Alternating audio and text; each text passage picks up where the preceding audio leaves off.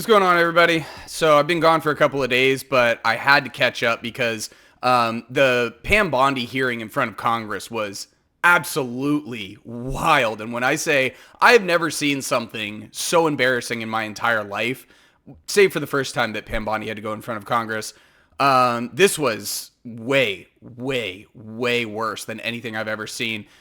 She got bodied by literally everyone and had no good response. So let's get into it. Before we do, like the video, subscribe to the channel, hit the bell as well. That way YouTube notifies you whenever I upload a video. I don't want to delay. Let's start here with Jamie Raskin. Whether it's Epstein's human trafficking ring or the homicidal governmental violence against citizens in Minneapolis, as Attorney General, you're siding with the perpetrators and you're ignoring the victims. You're running a massive Epstein cover-up right out of the Department of Justice. You've been ordered by subpoena and by Congress to turn over 6 million documents, photographs, and videos in the Epstein Files, but you've turned over only 3 million. You say you're not turning over the other 3 million because they're somehow duplicative, but we know that there are actual memos of victim statements in there, and you also took down the Department of Justice's prosecution memo from 2019. So it's clearly not all duplicative, but even if it were, why not release it?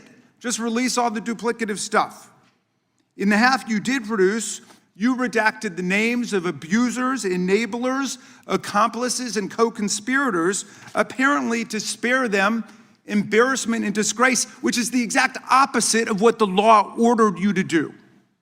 Even worse, you shockingly failed to redact many of the victims' names, which is what you were ordered to do by Congress. So you ignored the law, and even with over 100,000 employees at your disposal, you acted with some mixture of staggering incompetence, cold indifference, and jaded cruelty towards more than 1,000 victims raped, abused, and trafficked.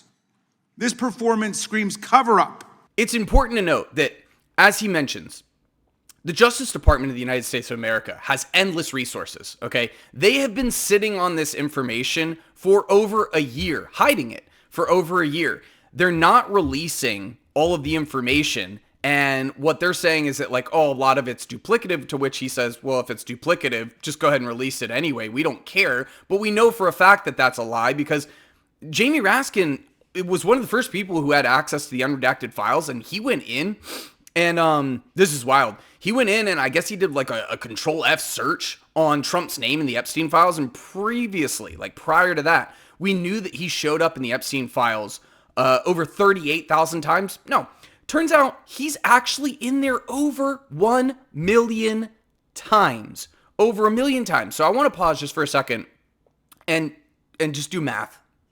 If there's 6 million files and Trump is in there 1 million times, that means Trump is on 1 of 6 documents in a global billionaire kitty diddler operation, okay? But that's best case scenario. And we don't know if he's talking about just the 3 million that they've released. But if it's just the 3 million that they've released, that means Trump's on a third of them. 1 out of every 3 documents, the president of the United States, the sitting president of the United States, is implicated. So beyond compromised, beyond, like he is guilty. Like Trump is not just implicated in the Epstein Files. He is like the central character besides Jeffrey Epstein and Ghislaine Maxwell. It's crazy. But I don't want to stop there because there were a bunch of people who had turns just body slamming Pam Bondi. Here, let's take a look at Pramila Jayapal. This is shocking. To the survivors in the room, if you are willing, please stand. And if you are willing, please raise your hands if you have still not been able to meet with this Department of Justice. Please know for the record that every single survivor has raised their hand. Attorney General Bondi, you apologized to the survivors in your opening statement for what they went through at the hands of Jeffrey Epstein. Will you turn to them now and apologize for what your Department of Justice has put them through with the absolutely unacceptable release of the Epstein Files and their information. Congresswoman, you sat before, Merrick Garland sat in this chair twice. Attorney General Bondi, No, can I finish my answer? No, I'm going to reclaim my time because I asked you a specific question that I would like you to answer, which is, will you turn to the survivors? This is not about anybody that came before you. It is about you taking responsibility for your Department of Justice and the harm that it has done to the survivors who are standing right behind you and are waiting for you to turn to them and apologize for what your Department of Justice has done. Members get to ask the questions. The witness gets to answer in the way they want to answer. The Attorney General can That's respond. not accurate, Mr. Chairman. Because she doesn't like the answer. So, Mr. Chairman, why I have asked didn't a she question. ask Merrick Garland this? I am Twice, reclaiming my time, and when I will reclaim my continue to time, answer. it is Mr. Chairman, the gentlelady's reclaimed her I'm not going time. to get in the gutter for her theatrics. The time belongs to the time belongs to the gentlelady. The gentlelady has 17 seconds. Thank you. You're not going to answer this question, so let me just Chairman, say this. I'll direct it to what a you. massive No, I'm cover-up. answering a Mr. question. Chairman, will you Chairman. restore her time? The witness is I'm not interrupted. going to get in the gutter with this woman. Stop the She's time doing and theatrics. let me have my The time. gentlelady from Washington controls the time. The gentlelady has 17 seconds. You can proceed with your final Thank you. 17 seconds. What a massive cover-up this has been and continues to be. Donald Trump made the release of the Epstein Files the center of his political campaign because he thought it would benefit him. Then you got into office, Attorney General, claimed to have a client list, only Regular to order. then say that there was no list. Your deputy, Todd Blanche, met alone with Ghislaine Maxwell and transferred her to a minimum security prison. And now you continue the cover-up. And I wish that you would turn around to the survivors who are standing right behind you and on a human level Chairman, apologize The chair now to them recognizes the chair. on what you have done. Pam Bondi won't recognize them. Pam Bondi won't apologize to them. And literally every single one of them raised their hand when asked, has the Justice Department actually reached out to you? Beyond criminal incompetence and criminal negligence. Like, this is so obviously a cover-up. Like, imagine being the person in charge of investigating this and not even talking to the people who were the victims to corroborate any of the evidence or to see if it's actually, if it's actually true or if we can find any kind of discrepancy. But the reason that Pam Bondi has that job is not because she's good at her job. The reason that Pam Bondi has that job is because of the exact opposite. It's because she has no qualms with covering for Donald Trump and other billionaire kitty diddlers. And in so covering up the crimes of all of these other people, Pam Bondi is committing crimes herself, not only by not releasing the files, which they were required to release in their entirety by December 19th. They way missed that deadline, but they continue to cover for the perpetrators by redacting their names. And on top of that, to make things even worse, they're exposing the victims. Again, Department of Justice, endless resources. And as Jamie Raskin pointed out, you managed to release information that the law requires that you redact. So not only are you breaking the law by redacting names that you're not supposed to, you're also breaking it and re-victimizing these people by not redacting their information when you were required to. It's unreal. Pam Bondi should be in prison. Pam Bondi should be impeached. Pam Bondi is like a piece of weasel shit. She is lower than dirt. They're working for a person who's a convicted felon. They're working for a person who has been credibly accused of sexual assault by scores of women and found liable of sexual assault and rape in court, right? Like, he lost the E. Jean Carroll case. And there's an entire Wikipedia page dedicated to the women who have accused Trump of sexual assault. And Trump is the most litigious person on the face of the planet. and he's not suing any of these people because he knows if he actually took them to court, he would lose. I think it's so incredible that like they just all think that they can operate with impunity. And I think that the calculation is that no matter what happens to them, Donald Trump's going to pardon them. But like the history of Trump suggests otherwise, because what do they get for their loyalty to Trump? The second that anybody becomes inconvenient to Trump, he throws them under the bus. And we know this from the first administration. All of these people, Kash Patel, Pam Bondi, Kristi Noem, Pete Hegseth, none of these people are competent. All of them are put in place for one reason only. They are world-class ass kissers. And the only thing that is saving them right now is that singular quality. And we have to remember that on all of this, the statute of limitations is going to exceed when Trump is termed out, provided that Trump doesn't, try and steal the election and remain in power. But I have a feeling he's going to keel over and die before then because he's not in good health.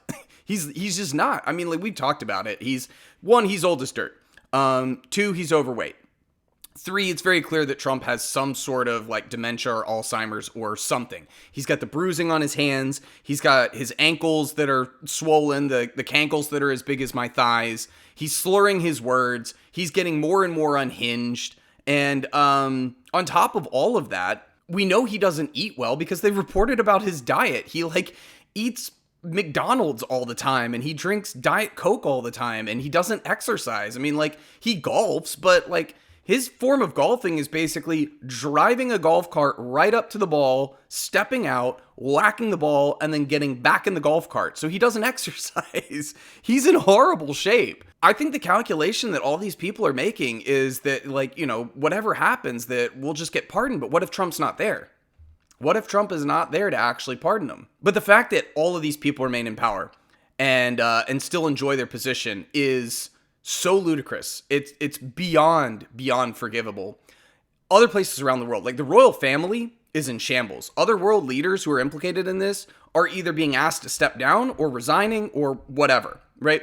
Here in the United States, Commerce Secretary Howard Lutnick, all over the Epstein Files, lied to somebody who he was being interviewed by, said, I thought he was disgusting, and I told my wife we will never talk to that man again. And then come to find out that he went back and had lunch with Epstein on his island with his wife and his family. So, and well after everybody knew who Jeffrey Epstein was, he was already a convicted pedophile. This was in 2012. This was after he was already found guilty. Still has his job. It's unreal. Pam Bondi, after a whole year of breaking the law and hiding this information, still has her job. Kash Patel literally perjured himself in front of a congressional hearing. Here, watch. You've seen most of the files. Who, if anyone, did Epstein traffic these young women to besides himself? Himself. There is no credible information. None. If there were, I would bring the case yesterday that he trafficked to other individuals. And the information we have, again, is limited. So the answer is no one? For the information that we have. In the files? In the case file. Okay. Will you release all of them, or at least as many as you can? We will release everything we are legally permitted to do so. We are continuing to work with the House on the subpoena request. We have substantially complied with it, but we will continue to release whatever we are legally permitted to do so. Okay. I strongly encourage you to do that. Kash, this issue is not going to go away. And I think the central question for the American people is this. They know that Epstein trafficked young women for sex to himself. They want to know who, if anyone else, he trafficked these young women to. And that's a very fair question. I want to know that answer.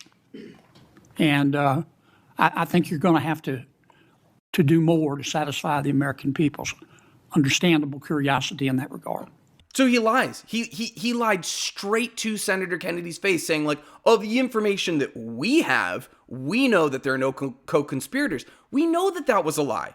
One, even before we had the names of the co-conspirators, Jeffrey Epstein trafficked over 1,000 women just to himself? You really think anybody believes that? But now that we have that information, and we know that DOJ had that information, which means that Kash Patel had that information, like, he lied. So he perjured himself. He's still the director of the FBI. Unbelievable. Unbelievable. The only way that this country gets back to any semblance of normal is if all of these people are held accountable, they are put on trial, they need to be impeached, they need to be removed, they need to be put on trial, they need to be in prison. They got to be removed. We have to deal with them in the most severe way possible, because if you don't, it just means that this kind of behavior is sort of fine, you know? And we can't do what Obama did when he took over after Bush, which is he said, well, we look forward, we don't look backwards, when he should have held the Bush administration accountable for the war crimes that they committed. I'm talking about George W. Bush, Dick Cheney, Colin Powell, Donald Rumsfeld, all of these people, Condoleezza Rice, illegal invasion of a country that never attacked us based on false pretenses. They lied to the American people. And Obama never actually put them on trial. And this is where we're at now. Is the logical conclusion is that, like, well, if the law doesn't apply to this administration, then it's not going to apply to the next administration. And of course, Barack Obama went on to commit war crimes himself and break the law himself. But Trump now is just like taking that to the extreme max, where it's like the most obvious cover up in the history of the world of the largest kitty diddler trafficking operation in the world. The sitting president of the United States all over the files, very obviously guilty. Not just implicated, like guilty. And he still has his job. Pam Bondi still has her job. Howard Lutnick still has his job. Kash Patel still has his job. This is the reason why we desperately need to make sure that the Republicans do not retain control of Congress after 2026, because they're perfectly happy to continue protecting these people, not just the billionaire kitty diddlers, but all of the people that have worked to contain this or try to contain this. We need to hold these people to account. They need to be treated the most severe punishment possible to make sure that this does not happen again. Because right now we are living through the most corrupt, the most inept, the most diabolical, violent, evil administration that has ever run this country. And if this is not the turning point that gets us to a place where we can actually move past this and be normal again, we never will. Anyway, if you guys like this kind of content, make sure you like the video, subscribe to the channel if you're not already subscribed, click the bell as well, and I'll catch you up in the next one. See ya.